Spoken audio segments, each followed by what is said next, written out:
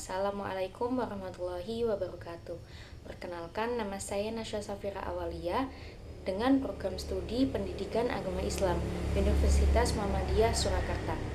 Pada kali ini, saya akan membawakan materi dengan judul Manajemen Dakwah Perspektif Al-Quran. Pengertian manajemen dakwah. Kata manajemen secara etimologis berasal dari bahasa Inggris yaitu manajemen, yang berarti ketelaksanaan, tata pimpinan, dan pengelolaan. Sementara dalam bahasa Arab, manajemen biasa disebut dengan at-tanzim dan at-tahtid. Dengan demikian, secara bahasa, manajemen berarti suatu proses yang diterapkan oleh individu atau kelompok dalam upaya-upaya keorganisasian untuk mencapai suatu tujuan. Lalu, sedangkan dakwah secara etimologi berasal dari kata dar'a yada'u da'wata. Bentuk masdarnya mempunyai arti ajakan, seruan atau panggilan, sedangkan bentuk fi'ilnya atau bentuk kata kerjanya mempunyai arti memanggil, mengajak dan menyeru. Orang yang mengajak, menyeru dan memanggil. Bentuk isim fa'il atau subjek disebut sebagai da'i, sedangkan orang yang diseru bentuk isim ma'ful objek disebut sebagai ma'ful. Dengan demikian, gabungan kata manajemen dan dakwah menjadi sebuah bentuk idafiyah, mempunyai maksud, proses perencanaan tugas, pengelompokan tugas, menghimpun dan menempatkan tugas, kemudian menggerakkan ke arah pencapaian tugas. Mari kita memasuki materi yang kedua, yaitu lembaga dakwah dalam Al-Quran. Dalam berdakwah bukan saja harus baik dalam hal sisi konten yang disampaikan oleh dai, melainkan juga harus baik dalam hal cara. Al-Quran sebagai kitab konstitusi dakwah telah banyak memberikan informasi tentang bagaimana dakwah dengan baik, dengan cara-cara yang bisa menyentuh makdunya.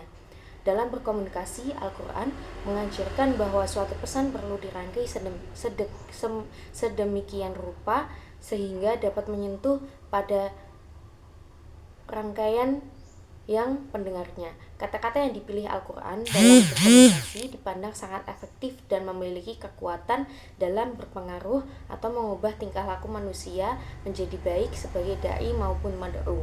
Untuk materi yang ketiga yaitu gaya bahasa Al-Quran dalam berdakwah. Dalam menyajikan materi dakwahnya, Al-Quran terlebih dahulu meletakkan prinsipnya bahwa objek dakwah mad'u atau manusia yang didakwahi adalah makhluk yang terdiri dari unsur jamani, akal, dan jiwa, sehingga harus dilihat dan diperlakukan dengan keseluruhan unsur-unsur secara serempak dan simultan.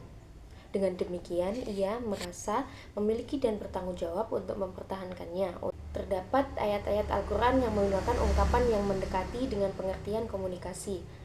Al-Quran juga menjelaskan betapa pentingnya pesan yang disampaikan oleh komunikator dakwah. Al-Quran memperkenalkan kata qaulan dalam banyak ayat.